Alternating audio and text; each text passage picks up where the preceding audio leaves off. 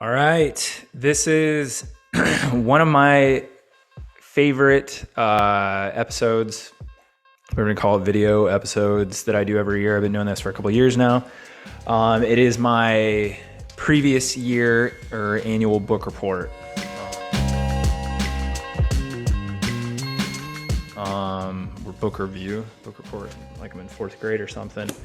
So I'm just going to go down the list. Some of these I have in hardback. I kind of played around with an idea. I wanted to start building a library of books since I'm an author. No, please, I'm not that arrogant. But I wanted a library of the books that I really like. So instead of getting everything on Kindle and then reading it and then just buying the hard copy because I like it, I bought some up front. And being honest, I still really like Kindle better. Just the way that I can highlight, it banks all my notes. I can track, like it's easy to pull the notes up.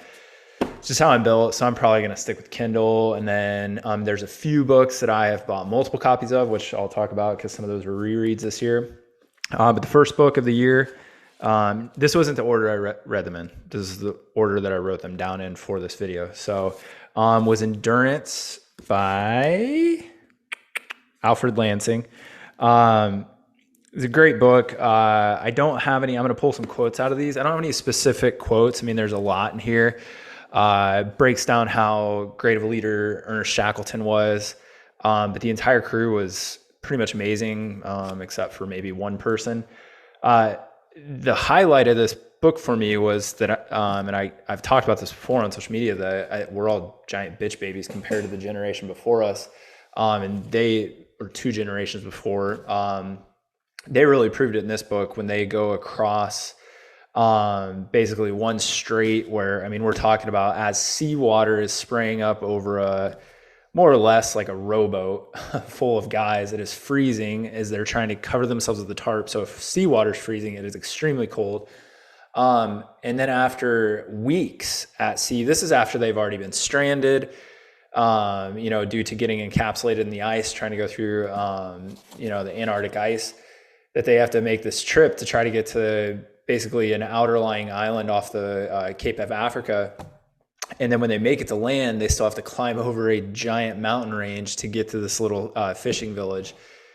I mean, it's just insane. So, and then they have a lot of which is very cool. The author got a hold of a lot of the journals, actual journals, and then talked to, I think there were two remaining survivors by the time he wrote the book, and one passed away either right before or right after he released the book.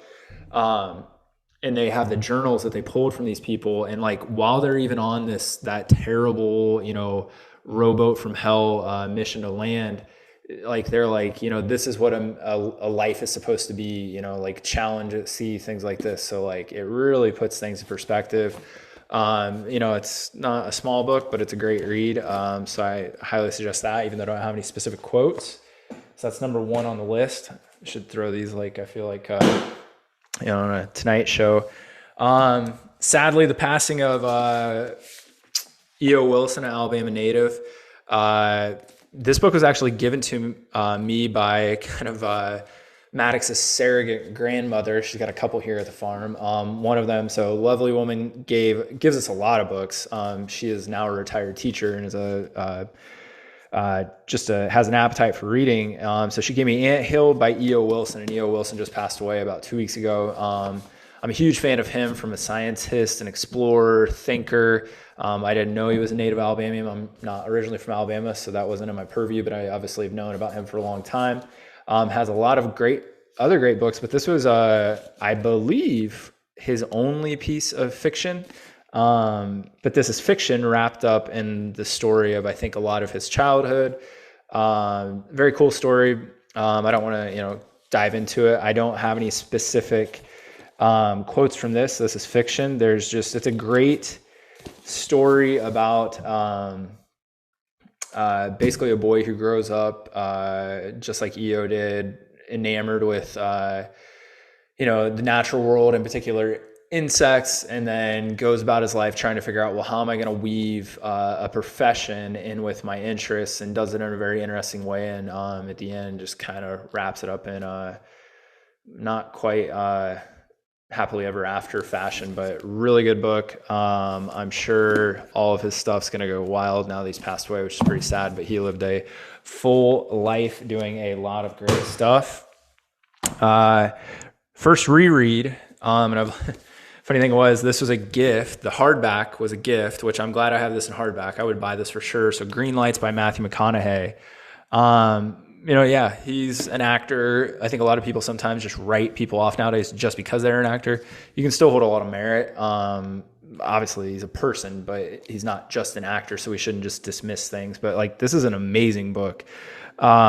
It's a ton of stories from his life, just kind of like pulls actual written portions from his journal. And it's, like basically they'll have passages in here that look like they're written, it's written in his handwriting, like this. Very cool. I'm going to go into, so I have it on, I read the book initially, so I'm going to pull this up. So I read it on Kindle. I'm pulling up my quotes real quick. Sorry, bear with me here. I'm going to my favorite quote out of here. I read this on Kindle, and then I don't know, earlier this year I listened to it because he narrates it, which makes it even better, and he throws in little tidbits, and it's a very non-dry reading, as you can imagine, of this book, which is fantastic to hear him read it. And then my mom got me the hardback, which I'm probably not going to read this, so I listened to it again, I guess is what we want to say. And I actually haven't used it yet, but the Green Lights journal, if I can focus myself in here again, I'm going to get into using this. I just thought it was a cool little thing. Hit the pre-order on that. So we'll be using that. But my favorite quote from his entire book, and there's a lot of quotables in here, and he has a lot of his own quotes, was, I believe the truth is all around us all of the time. The anonymous angels, the butterflies, the answers are always right there, but we don't always identify, grasp, hear, see, or access them because we're not in the right place to. We have to make a plan.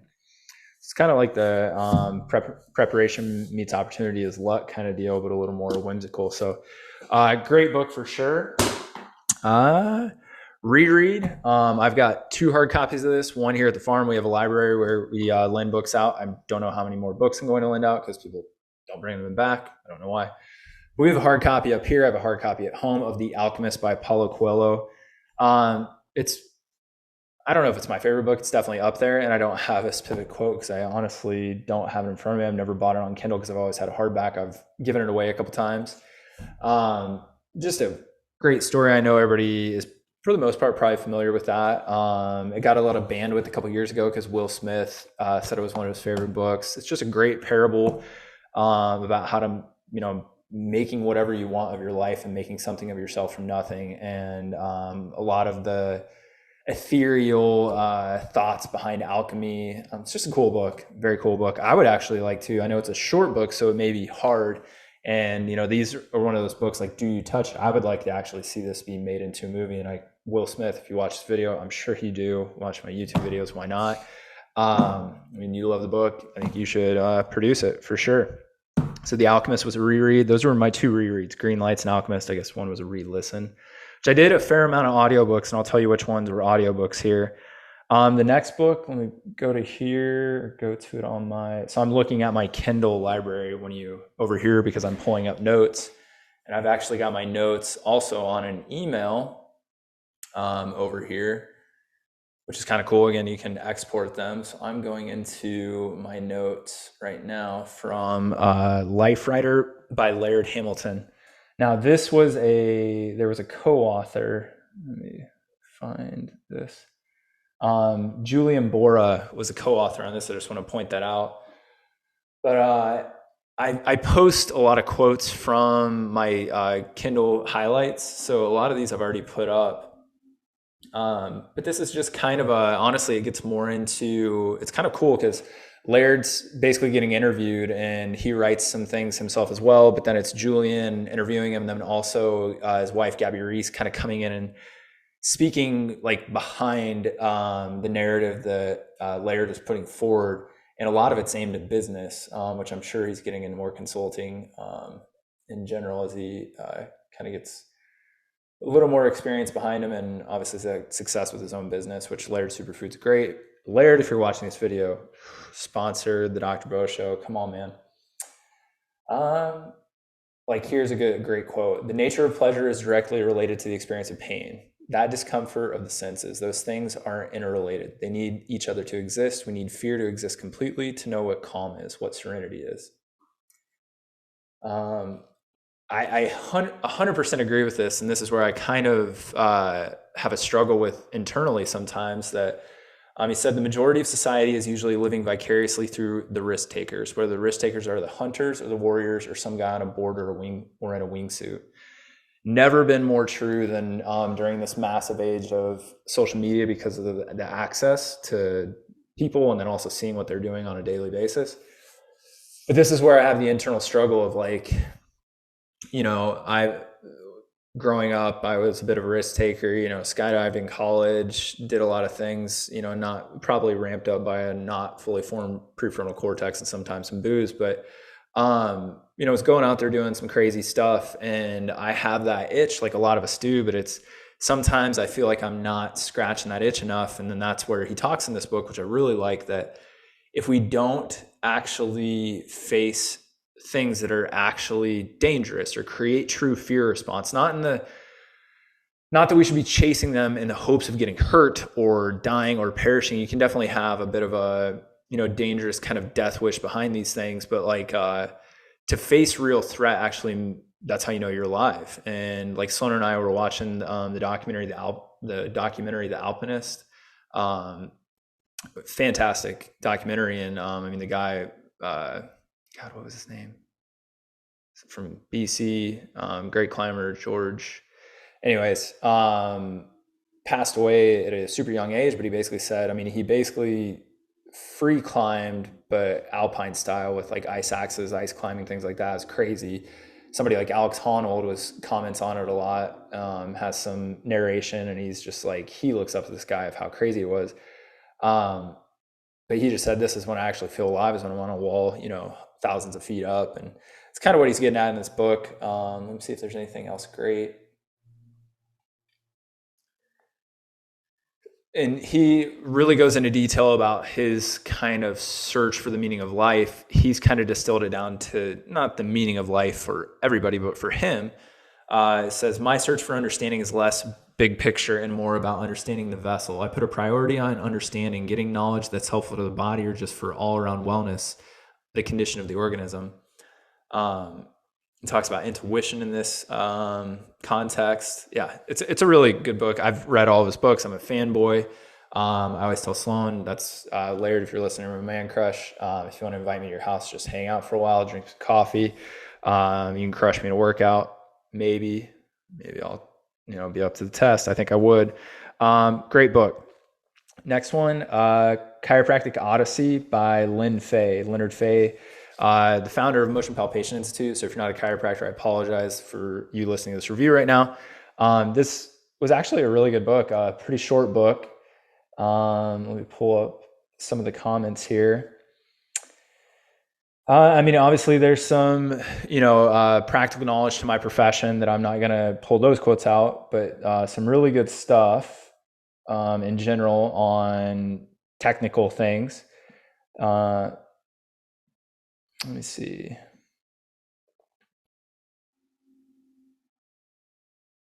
Here's just a good one overall. Lynn's a super smart guy. He's done a lot of things, but he said, I did not subtract the unanswered questions from the correct answers. In practice, we should know when we don't know the best treatment and need to seek more information. And he was talking about how he graded students' tests when he was teaching at a chiropractic school.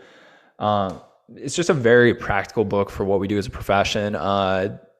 Lynn leans a little bit more on the traditional chiropractic model than I would, but even with that, it's still, everything is completely up to date. He's a very evidence-based practitioner, and that's led his teaching, obviously, is just really a pillar of my profession. So I really appreciate everything he's done, and I just wanted to give the book a perusal. It's a good book for sure. Next, Man's Search for Meaning. I'm sure a lot of people know this, by Viktor Frankl. There are far too many quotables. I've put quite a few on social media. There's so many. Man's search for meaning is the primary motivation in his life and not a secondary rationalization of his instinctual drives. So basically he's saying, don't try to just rationalize your experience here. Say, well, this is why I do this. It's like your motivation is why are you doing things, but what are you here for, right? In a similar sense, suffering is not always a pathological phenomenon. Rather than being a symptom of a neurosis, suffering may well be a human achievement, especially if the suffering grows out of existential frustration. Some of these are just, there it is, right? But like me being a fan of ultra endurance sports, that really rings true for, I'm sure, a lot of people that do that, and myself included. Let's see. And then on the other side, he says, to suffer unnecessarily is masochistic rather than heroic. And I think sometimes we do get that confused nowadays. We see, the David Goggins and people like that out there, and, they're doing fantastic things for motivating people to get off their ass and get out of this digital world that I'm talking to right now. But at the same time, I think sometimes the envelope gets pushed too far where we think that like suffering is the goal. Suffering is not the goal. Finding out who you are through suffering is the goal, and there's a level to how much suffering you have to go through to find that, versus just endlessly suffering, which I heard Tim Ferriss speaking on a podcast with Rich Roll, and they were both kind of harping on how sometimes they feel like if they're not sweating, they're not grinding, that it's the juice isn't worth the squeeze. Like they're not working hard enough, or if they didn't work hard enough, they must have, it's not worth it. Versus like, sometimes it's like the least amount of effort is the most efficient way to do things and the best way. So great book. I could read. I have 25 quotes here. Let me see if there's another one real quick. Let me see right here. I said that someone looks down on each of us in difficult hours, a friend, a wife, somebody alive or dead, or a God, and he would not expect us to disappoint him. He would hope to find us suffering proudly, not miserably, knowing how to die. Sounds a little like Vikings, right? Great book. Couldn't say enough about it. I know it's a fan favorite for a lot of people. Next book, Freedom Found by Warren Miller. I've been a huge Warren Miller fan. If you don't know who Warren Miller is, pioneer. He was the pioneer of the ski film industry. Still has movies that come out every year. Some interesting stuff that I watched in a documentary, and some from this book with like some of the issues he faced with his likeness and being sued for his own likeness later in life, which is kind of sad when stuff goes that way. But anyways, just another guy that completely followed his passion, was a complete ski bum. Not so much for the purpose, it was for the purpose of skiing, but then he got into filming and, he did every odd job on a ski resort. It really rings true for me. I was a ski bum for about 2 years, maybe longer. Worked at a ski resort, lived in Telluride. I've been a fan of Warren's. I don't have any specific quotes because it wasn't a super quotable book. It's just a story of his life, which I'm also a huge fan of biographies just in general. Fantastic book. All of his movies are great. It's kind of like you always look forward to the annual Warren Miller film, and now that he's not narrating them because he had the iconic voice and he had some iconic catchphrases that you always looked forward to. But again, another great that we lost a few years ago. So great book, Freedom Found by Warren Miller. A Runner's High by D. Carnazis. Let's see. So this was one, I got it right here. I was surprised by this. This is, Dean's written quite a few books. A lot of people have their thoughts on him within the running world. All that set aside, it's just a really good book in general. It goes through the story of him running Western states later in life, and how that's very different than early in life or early in his running career when he was, killing it, versus this is more of a struggle to just get through the race. But one of my favorite quotes overall was, "Inside every tame man is a wild beast yearning to get out. We'd become domesticated in our time with our institutions and paved over earth, our iPhones and internet, our fitness trackers and group spin classes. Gone was the uncultivated human experience. There was little solitude left in this world, few chances to truly escape humanity's trappings and feel the realness of what we are. Word. Yeah, I dug it. It's a good book. It's a very good story. I'm also a sucker for a book on running. So there you go. Next book, The Lost Art of Running. Another one. This is by Shane Benzie. Shane Benzie has kind of an interesting story.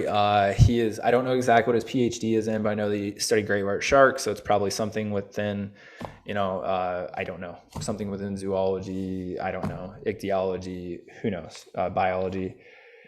Anyways, he's a PhD, not in biomechanics, something with my field, yet he has become this kind of, I would say, undercover world expert on running mechanics. And this book is highlighting his journey, which he kind of took like an Indiana Jones-esque journey around the world, hanging out with and running with and gathering data from like these groups of elite runners, whether that was Kenyans, Ethiopia, wherever it was, going to elite races. And he got interested in running because he himself got into ultramarathoning, got injured, and then wondered why am I getting injured? Now, he has some very, they're contradictory thoughts as the current evidence states, but he is gathering evidence. Yet this is my one knock. I bought a membership to Shane's website. Shane, if you're watching, he has some great videos, and a lot of his stuff, his content is obviously aimed at lay public, but I don't think he's released much of his data, if any. And I still think he is associated with university. So I don't know if this data is going to like a shoe company or another company or what's going on. It's going to come out later. I don't know. One of the big themes that's very different from, general concepts of like running and injury prevention and performance is the idea of decreasing impact into the ground versus like wanting to make sure that we maximize vertical oscillation and almost seek impact, but be able to handle those impact forces appropriately within the body to then push back into the ground as best we can, which I agree with from a pragmatic standpoint. But again, the evidence would largely points the other way, saying that impact, the inability to deal with impact, which I think you would agree with this, the inability to deal with impact is one of the biggest predictors of injury. But the way that we're coaching people around this to run flat, run soft, may be wildly wrong. And I really, really like that thought. He talks about a lot of stuff that we would talk about in here. Just a kind of really interesting quote. The best shock absorber is self-preservation. There isn't a pair of trainers in the world that I think enhances performance. They all, to a degree, inhibit it. It's just about how much. Like, that's a fantastic quote. What we should be investing in is good, efficient movement. Once the amygdala sees that not only will you not die if you lean, but that you will not move, that you will move more efficiently, it will allow you to make the move unencumbered, talking about forward lean within the run. It's a really good book, different concepts, pretty brief read. Still looking for the data to come out. Next book is Recapture the Rapture. You may, if you're watching my videos, you may have heard me talk about this. This is Jamie Wheel and Stephen Kotler did a tandem authorship of Stealing Fire, which is probably is my favorite book to date. I've given away copies. That's one of the hard copies I bought. I've reread it 2 or 3 times. And then he wrote Recapture the Rapture that came out, I want to say it came out last year. And he also wrote this. It kind of echoed with me I heard him on the Ben Greenfield podcast, and he was talking about his process. He had a condensed time frame to do this due to COVID. So I was reading this. I think I finished it as I started writing my book. So it was kind of that same thing. Great quotes. I put out a few on social media. I'll just read like 2 or 3 here. So, culture, as conservative publisher Andrew Breitbart observed, is upstream of politics, but he neglected to mention that biology sits upstream of them both.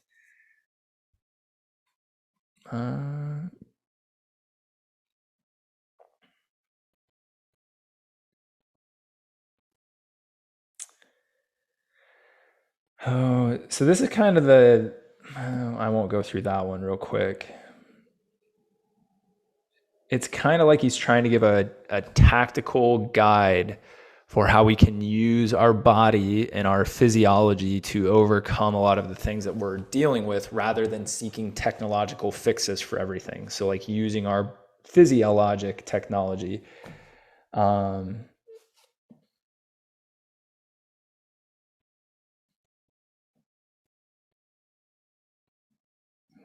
I have a lot in here. And a lot of these are quotes from research and things like that, so there wouldn't be context.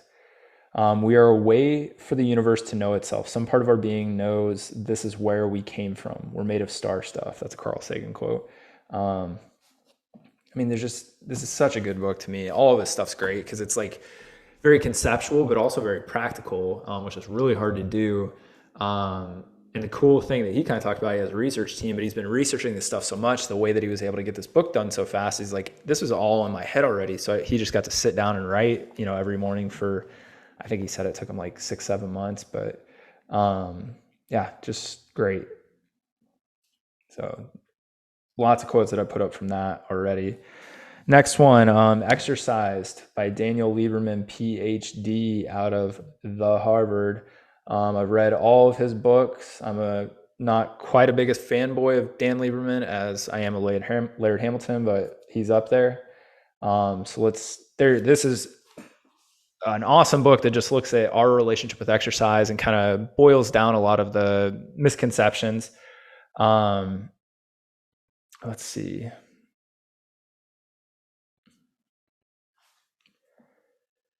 So like he's talking about the misconceptions of like hunter-gatherers and like how much they actually move versus like, hey, they actually kind of do some moderately vigorous exercise for a couple hours a day, but then for the rest of it, they're laying around. The Hadza, for example, spend about 9 non-ambulatory hours on a typical day, mostly sitting on the ground with their legs in front of them, but also squatting about 2 hours a day and kneeling an hour a day. So there's two things there that we talk about, like you got to exercise all the time to offset this like sedentarism. Well, if you were a hunter-gatherer, caloric efficiency and not expending excess calories is very important. But then he's also saying when they're resting, they're not doing what I'm doing right now, which is sitting in a chair. They're sitting on the ground, sitting in a squat, sitting cross-legged, playing around with kids on the ground. So it's a very different leisure time than we have, and that's what you do the most is what you're going to adapt to.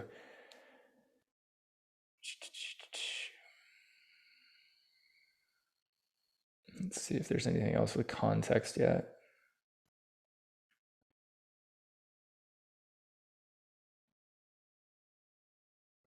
He actually met with some people that I have read their other books, like James Earls and people like that do a lot of work with fascia.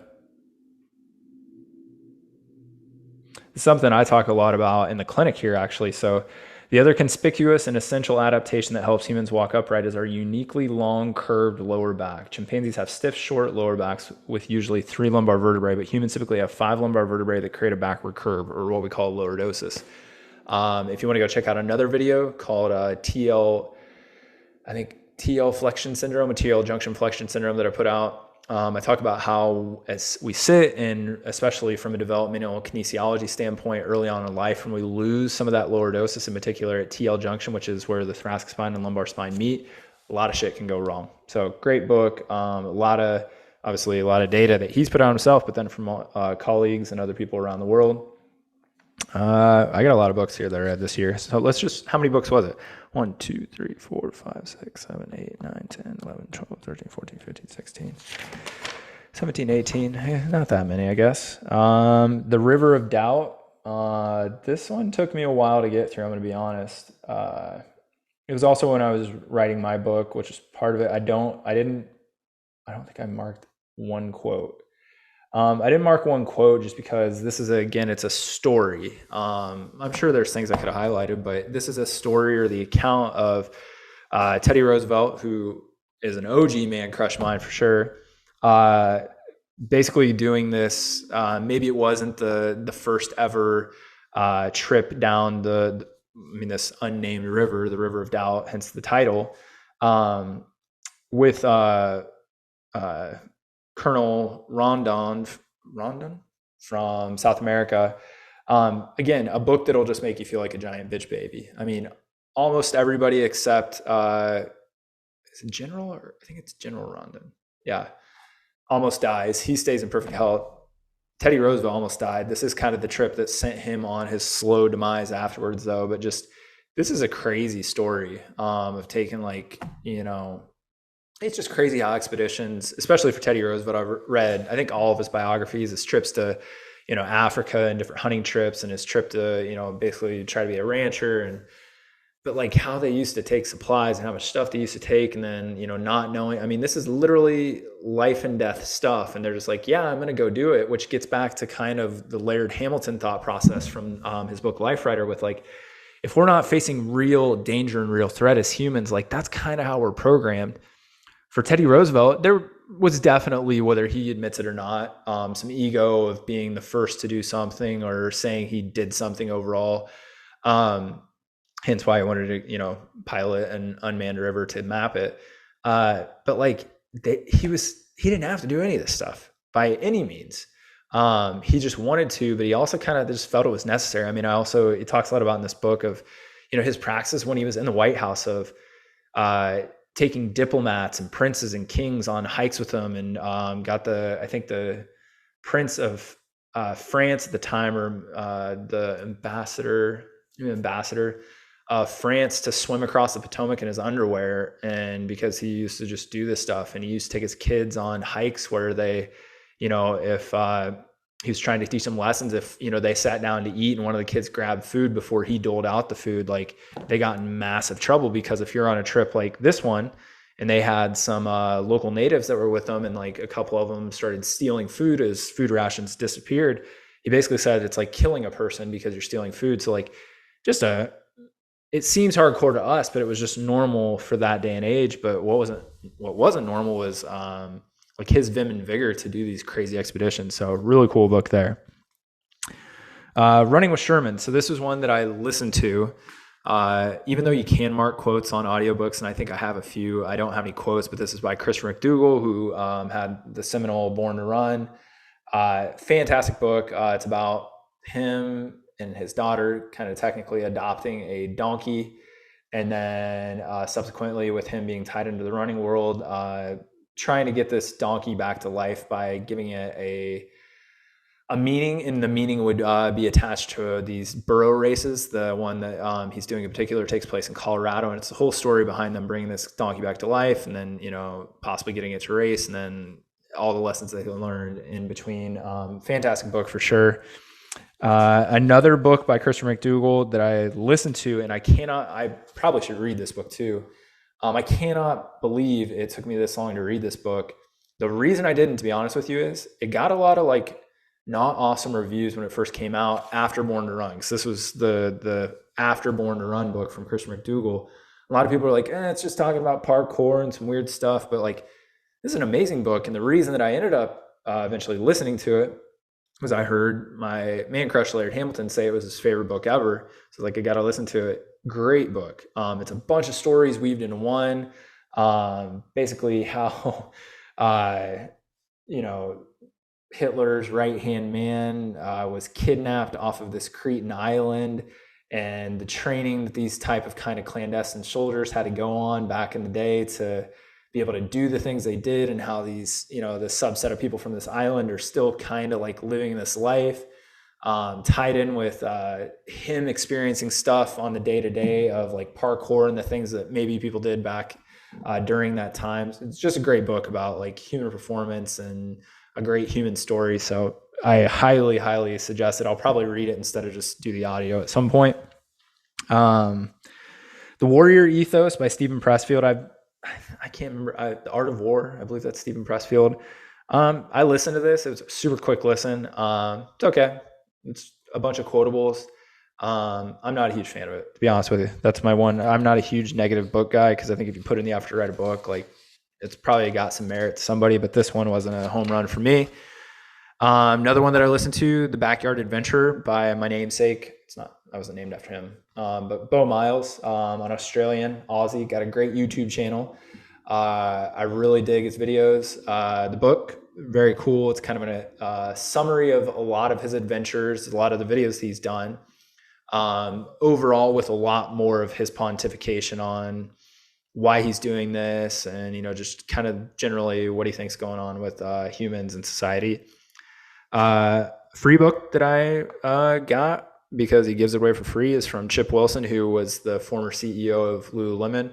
So I'm going on my last year as a Lululemon ambassador. So I've read previous books by Chip, but this was a story of Lululemon kind of edited post him getting ousted as a CEO. So now he got to say a lot of things that he couldn't say. Cool story. He's a very interesting guy. Some people got their opinions on him, but talks a lot about like how he built culture, and a lot of people would take the off there and say he just built a cult.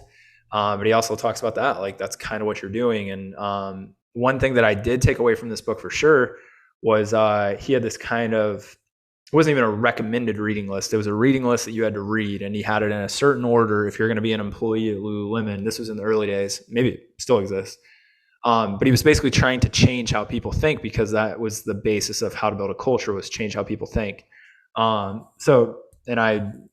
some books on there that I had read and I would put on my list, and then others that I hadn't that are honestly still sitting in my unread folder on my Kindle. So that was kind of my 2021 in reading, while all at the same time trying to write my own book, which got in the way of me reading as many as I normally would. What am I reading right now that you'll probably hear from me next year? So let's go to the unread real quick. And I've got a bunch of books sitting on my nightstand. I've got to finish Jordan Peterson, 12 Rules for Life. And then his other book, and I can't remember the name. I've got both those in hardback and one on Kindle as well, waiting for me. I've never read Finite and Infinite Games. That's kind of waiting for me. I'll tell you what's just waiting for me. Women Who Run with Wolves by Clarissa Pinkola Estes, PhD. Barry Lopez of Wolves and Men. This is Tim Ferriss said one of the best fiction books he's ever read. Vesper Flights by Helen McDonald. I've got some nerdy stuff I got to read. Some textbooks. I won't point those out. I've actually never read The Tipping Point by Malcolm Gladwell, so I'll get that down. I was told that I need to read How to Know Higher Worlds by Rudolph Steiner. Rudolph Steiner started Waldorf schools. Really interesting guy. I'll get into it, but he's got some different thoughts for sure.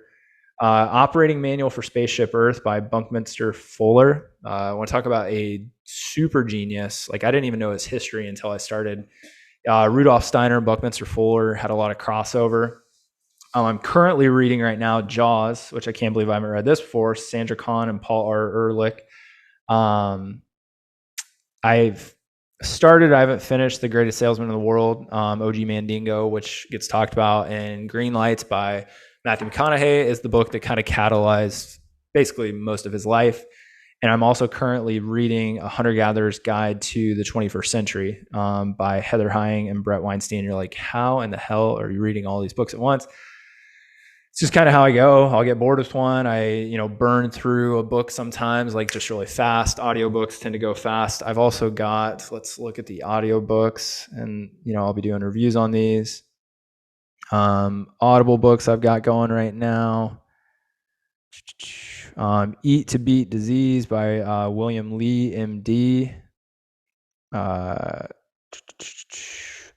I haven't quite finished Letters to a Young Scientist by E.O. Wilson. I will, and I'm almost done with Guns, Germs, and Steel, which I feel like I should have read already, by Jared Diamond. That's kind of a classic. And I have started, and I don't know if I'll finish, because it is just, and I actually have the Kindle version as well, but A Short History of Nearly Everything by Bill Bryson. I've listened to 3 hours, and it still says that I have 18 hours and 13 minutes left on Audible. So it's just a lot to chew on that one for sure. If you have any book suggestions from me, let me know. I'm open to it, and I hope everybody got something out of this. You pick a few of these books up and read them for yourself. See ya.